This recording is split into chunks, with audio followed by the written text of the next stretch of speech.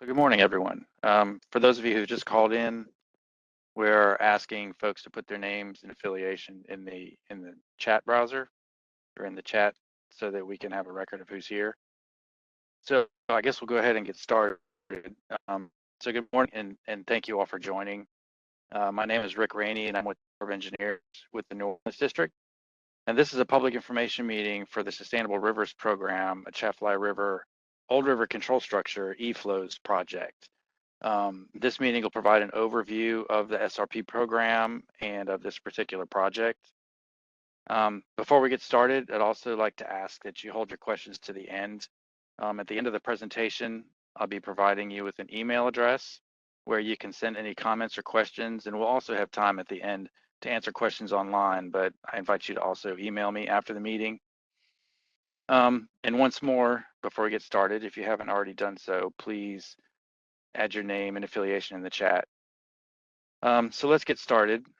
The agenda for today will provide some background on the Sustainable Rivers Program, what the objectives are of this particular project, and we'll also explain the process for how we'll be conducting the project and the schedule for the project and how you can contribute. And as I mentioned, we should have time at the end of the presentation for questions. So please chat function if you have questions as well.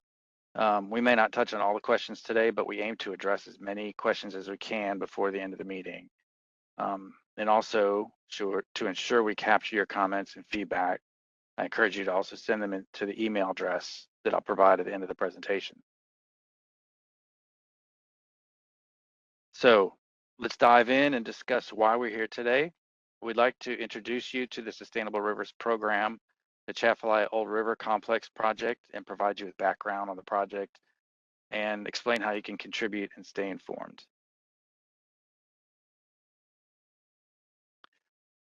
So for much of the 20th century, the United States built thousands of large dams and other water projects and water control structures to meet the nation's growing need for water, for food, for flood risk reduction, hydropower, and navigation. And many of these structures have additional authorized purposes related to the environment, including water quality and fish and wildlife habitat. But many of these projects have not taken full advantage of the additional authorized purposes. The fundamental goal of the Sustainable Rivers Program is to identify, to refine, and implement environmental strategies at these existing water infrastructures. The Sustainable Rivers Program is about reviewing the potential to monetize the operation of these water projects to improve the social, economic, and environmental benefits that they may provide. So to do this, the SRP works with project managers, reservoir operators, scientists, stakeholders to apply science-based processes to increase the environmental benefits provided by already built infrastructure. The SRP is a partnership between the Corps of Engineers and the Nature Conservancy, but in reality, the work is done with partnership of numerous federal and state agency partners, academia, NGO, local stakeholders. The SRP program began, initially, there was a collaboration between the Corps and TNC to improve the ecological condition of the Green River in Kentucky in 1998. That program, it evolved into the program which was formally established in 2002 to address systems in 8 different rivers and also focus primarily on reservoir management. It's grown over the past 20 years with increased funding and expanded geographical coverage, and now it's the largest scale and most comprehensive program for implementing environmental flows at core structures across the nation. The SRP has grown from the initial 8 rivers in 2002 to now 44 rivers, and it influences over 12,000 miles of U.S. waterways and includes 90 associated reservoirs and dams. The Sustainable Rivers Program, this project in particular, was recently funded to look at ways to improve habitats within the Atchafalaya Basin by altering flows at the Old River Control Complex while remaining within our congressional mandate of 70-30. The Atchafalaya Basin is important for a number of reasons. It's the largest river swamp in North America. It's critically important as a habitat for both commercially and recreationally important species, and also for migratory birds and some threatened and endangered species. The basin provides for commercial and recreational navigation, flood control, and the distribution of water between the Mississippi and Atchafalaya rivers is managed at the Old River Control Complex at the northern end of the basin. So there's opportunity here to adjust flows and influence habitats within the basin. This project will examine the possibility of tweaking those flows to improve critical habitats within the basin while remaining within our congressional mandate of the 70-30 flow split.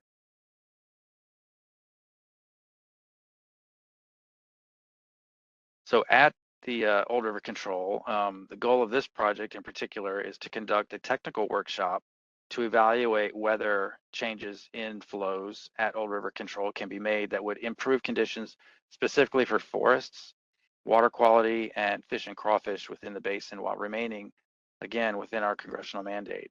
And there are 5 structures that collectively make up the Old River Control Complex that were all built between the 60s and the 80s. So what is the process for this Rivers program?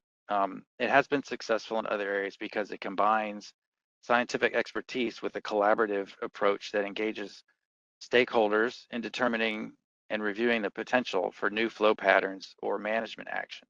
It's a simple 5-step process that begins with an orientation meeting, and that's what we're doing here today to introduce the program and the local project.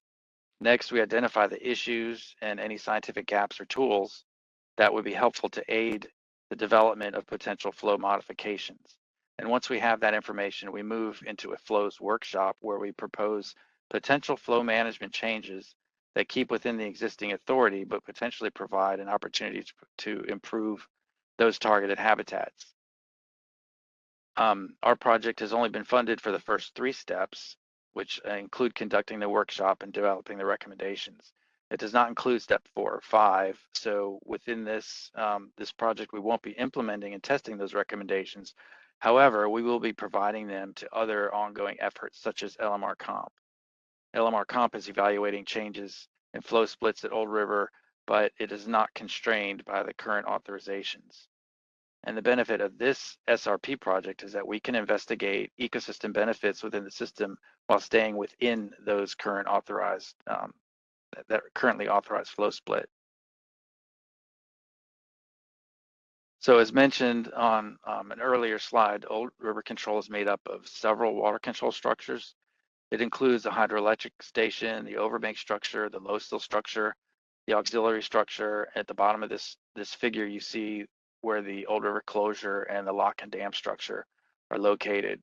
The flow split is referred to as a latitudinal flow, which occurs at Red River Landing, and basically flows are split between the existing flow in the Red River and the Mississippi River, and those flows are combined, and then the math is done to calculate the 70-30 flow split. And this represents the approximate flow split that occurred in the 1950s before the structures were installed. So what we're looking at here is, can we alter the way that we manage these flows and staying within the congressional authorization to improve the habitats within the basin? So we're looking at 3 primary habitats: forested health, water quality and aquatic organisms. Water quality and aquatic organisms, including fish and crawfish. So related to forest health, although the Atchafalaya Basin contains the largest river swamp in the United States, forests within the basin are stressed for a number of reasons, and one reason is water flow being less than optimal. Extended dry periods are necessary for cypress seedlings to grow tall enough to survive subsequent flooding events. Because of the erratic nature of annual flooding cycles and challenges predicting wet years versus dry years, is there a way that we can improve the management of Old River Control to provide more predictability and encourage health and irrigation? Can we operate in a way that will promote periodic drying and encourage seedling survival? One question we'll be investigating within this project is whether we can improve those conditions for forests and improve conditions for forest regeneration by altering the way that flows are managed at Old River Control. Related to this is water quality also within the basin. There are periods of time within the year that low oxygen and stagnation occur. They encourage hypoxia within the basin. Floodplain hypoxia remains a consistent and often pervasive feature of the annual flood pulse of the Atchafalaya River because of high decomposition rates, poor water quality circulation within the basin. This is a complex relationship with flows, but there is evidence that water quality improvements are possible within the basin if we change the way that flows are managed at Old River. And finally, the fish and crawfish within the basin depend on good water quality and maintaining flow and minimize low oxygen levels.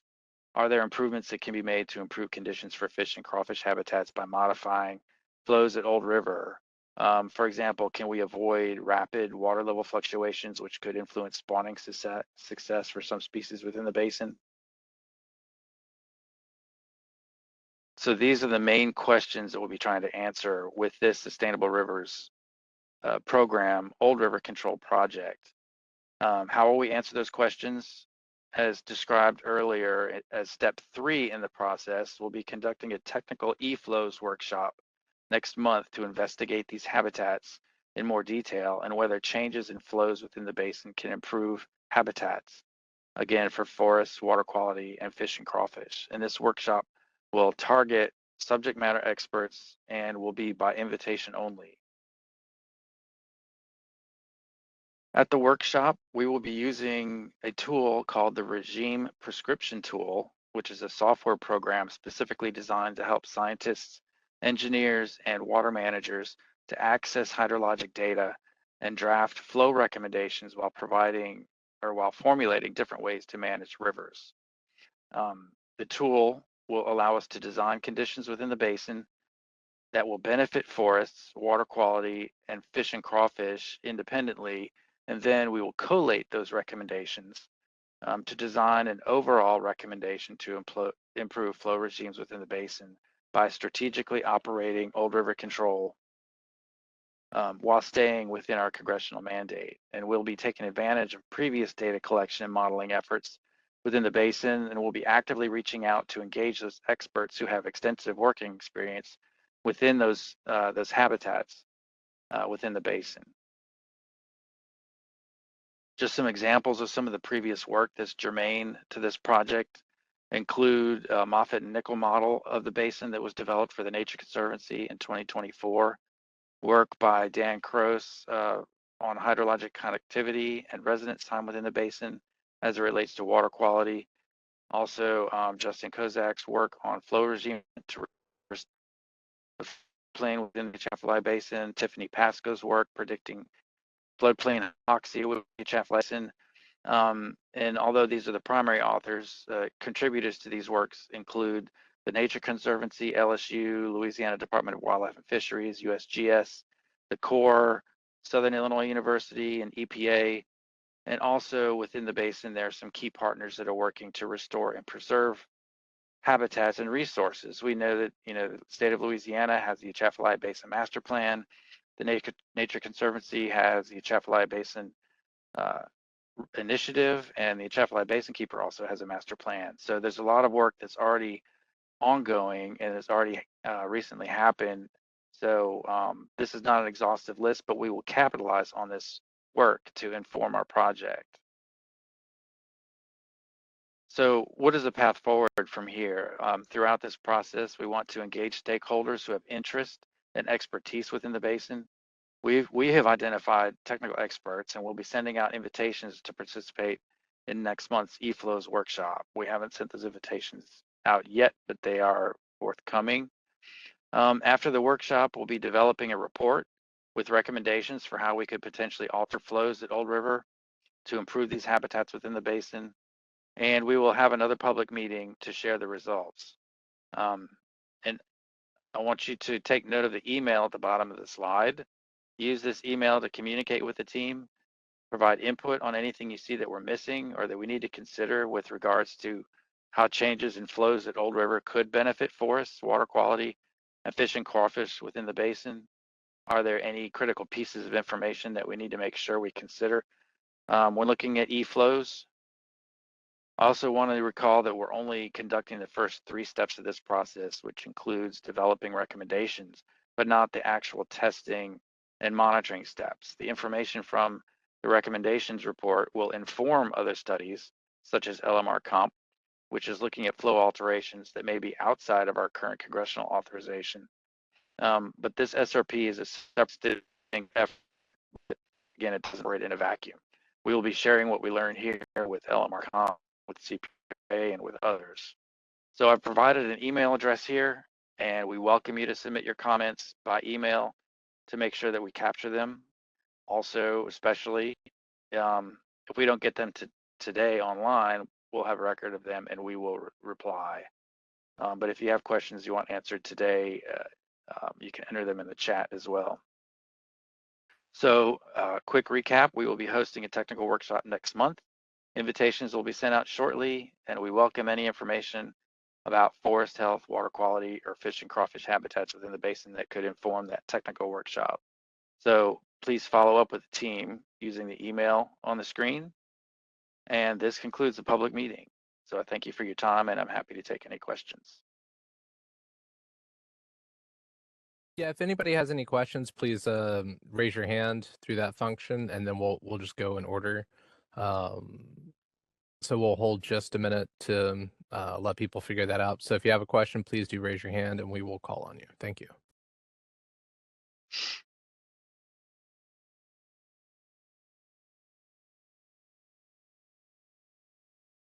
So I see a question in the chat from Andy Nyman. Please teach me or remind me if the 70-30 split must be maintained hourly, daily, weekly, monthly, or seasonally, etc. And I believe the authorization is that we have a 70-30 annual split. However, we operate that, or we manage it currently on a daily basis. And Andy, I do see you have your hand raised. Did you want to come off mute for another question? Oh, his hand has been lowered. Okay.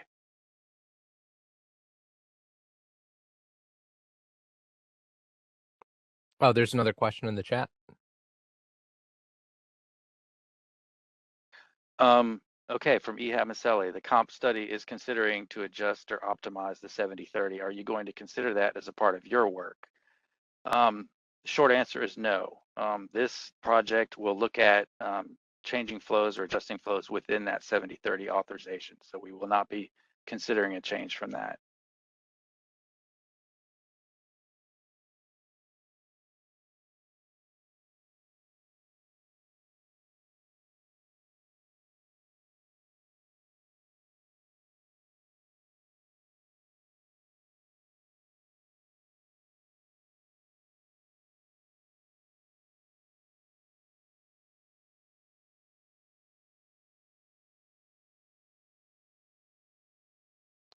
Rick, we do have another question from Ehab asking about if the slides will be shared.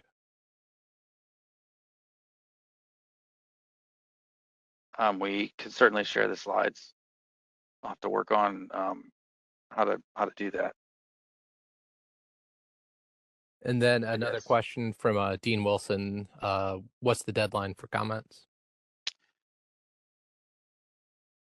Looking at the calendar. Today is the 12th. I would say any comments by the end of next week would be appreciated.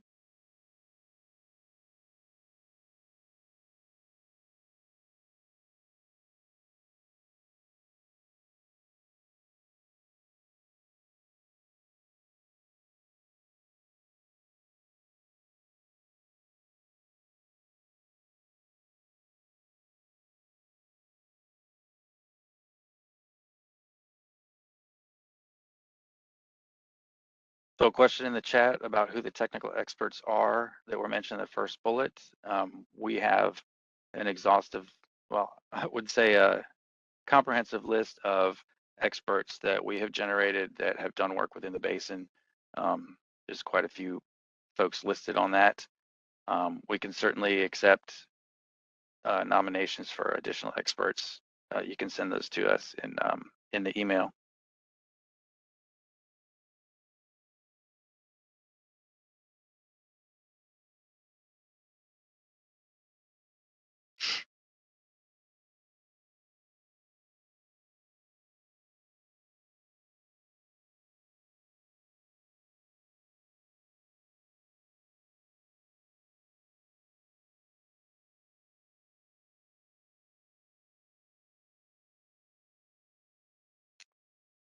Question in the chat, will any changes in downstream circulation be considered? I'm not sure I understand that question. We'll be looking at changing the way that flows are managed at Old River Control, but we won't be looking at any changes further downstream in the way structures are operated.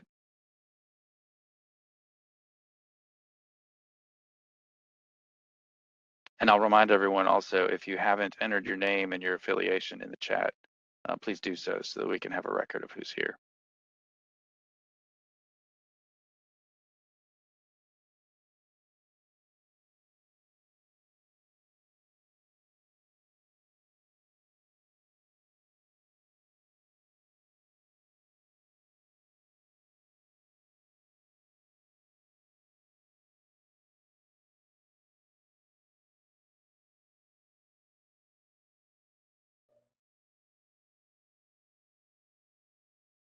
Hi, Rick. Question? Yeah. Hi, Rick. I had a quick question. Yeah. How are these going to be? I mean, you say the benefits will be to these species in the basin, and that's always a real slippery target because, the basin's not a homogeneous system, it depends on where you're looking. So is that going to be part of this as well? That, you change some portion of the 70-30 split for specific benefit to one particular area at the expense of another resource in another area? Those would be things that they come out at the shop. We'll be targeting particular habitats and be looking throughout the basin that, if we change those, if we make it wetter here or drier there, or the timing of the year, those are things considered at the workshop. Okay, thanks. Hey, Rick, we had another question that was in the chat there, kind of amongst the people's names. It says, I believe you mentioned navigation at the beginning of your presentation. While this project is not about navigation, I assume those changes will consider safe navigation of the Atchafalaya River. Right. So obviously, navigation is one of the mission areas that we need to maintain safe navigation throughout the basin. So we will not. At this point, I'm not sure how we will consider that, but we certainly won't be compromising navigation ability within the basin as a part of these recommendations.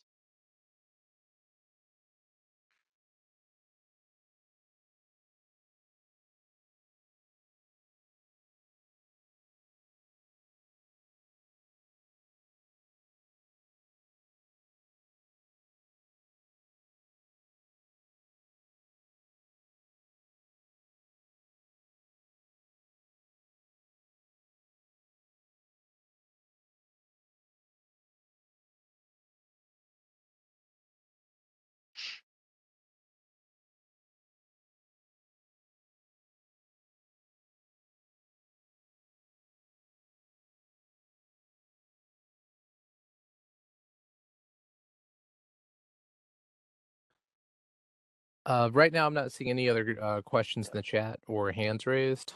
We'll hold for just another minute or two. Oh, no, there's a question. The question in the chat is, so you are maintaining the annual 70-30 split, but on daily, weekly, monthly, etc. basis, it can be adjusted? So I think that's one of the questions we're going to be looking at as a part of this project is, are there ways that we can adjust that flow remaining within that 70-30 annual mandate, but to benefit these habitats?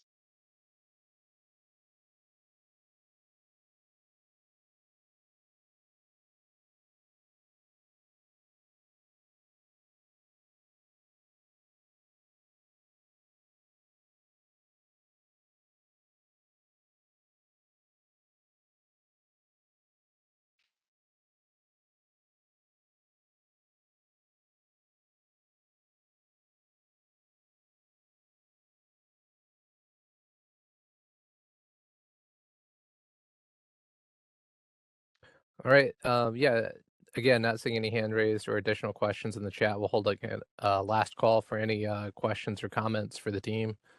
I will reiterate to please send any emails to the email address on the screen, and I will drop it in the chat again.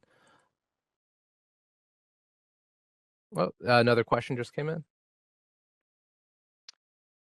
Do we have any knowledge how changing the 70-30 split would affect the sediment split? We are not considering sedimentation as a part of this project, but certainly some information that we can consider that would be important, please share that. But the primary focus is the water flow split.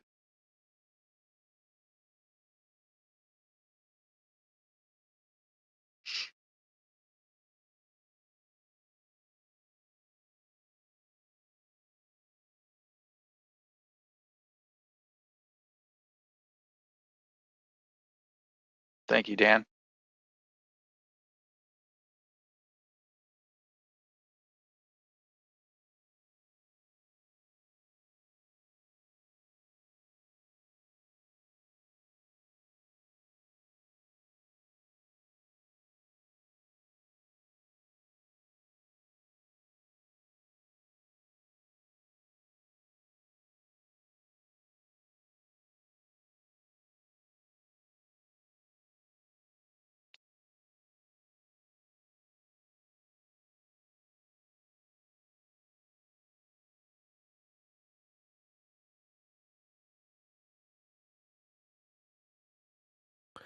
We'll hold the line for another minute or two for any last minute questions or comments for people to raise their hands or enter something in the chat. But can you give us the deadline to send comments, Rick, one more time? Yes, so the end of next week, Friday the 21st.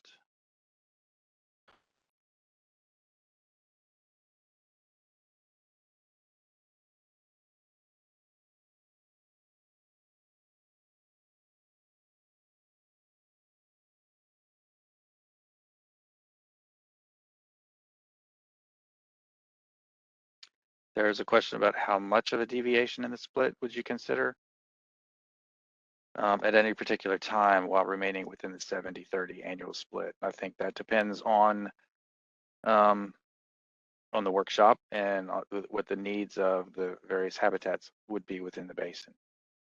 Again, overarching understanding that we would need to stay within the congressionally authorized 70-30 split. So at this time, I can't answer the question of how much of a deviation would be considered. It would depend on the habitat needs.